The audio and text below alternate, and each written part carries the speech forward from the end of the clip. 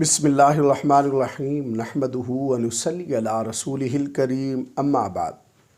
अस्सलामु अलैकुम वरहमतुल्लाहि वबरकातुहू। आज हम बात करेंगे कि ख्वाब के अंदर गुस्सा देखना कैसा है। अल्लामा इब्न सीरीन रहमतुल्लाह अलैह ने ख्वाब के अंदर गुस्सा होने की या किसी और को गुस्से में देखने की तकरीबन 7 मुख्तलिफ़ सूरतें बयान की हैं। हर सूरत की अलग अलग ताबीर बयान की है।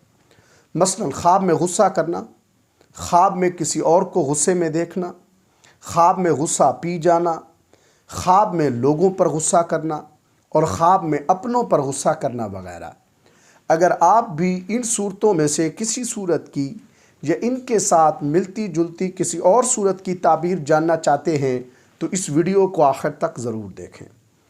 ख्वाब के अंदर गुस्से की हालत में होना, ये ख्वाब साहिब ख्वाब के कैद होने या किसी परेशानी में मुब्तला होने से ताबीर है। नीज़ ख्वाब के अंदर गुस्सा करना, ये ख्वाब साहिब ख्वाब के लिए दीन से गुमराही की भी अलामत है। ख्वाब के अंदर अगर कोई मर्द या औरत देखते हैं कि वो घर से गुस्से की हालत में निकले हैं तो ये ख्वाब इस बात की अलामत है कि साहिब ख्वाब को कैद में डाला जा सकता है। ख्वाब के अंदर बग़ैर किसी वजह के गुस्से में होना, ये ख्वाब साहिब ख्वाब के लिए अचानक मौत आने की भी दलील है। ख्वाब के अंदर गुस्सा पी जाना, गुस्सा ख़त्म कर देना, ये ख्वाब साहिब ख्वाब के लिए इज़्ज़त व मर्तबा बुलंद होने, रहमत इलाही का नुज़ूल होने और सआदत पाने से ताबीर है। ख्वाब के अंदर गुमराह और गुनाहगार लोगों पर गुस्सा करना, ये ख्वाब साहिब ख्वाब के दीनदार और परहेज़गार होने और गुमराह लोगों से नफ़रत करने की दलील है। ख्वाब के अंदर अगर कोई मर्द या औरत देखते हैं कि वो अपने वालिदैन पर गुस्सा करते हैं तो ये ख्वाब साहिब ख्वाब के लिए मर्तबा गिरने और वालिदैन से तकलीफ़ मिलने की अलामत है।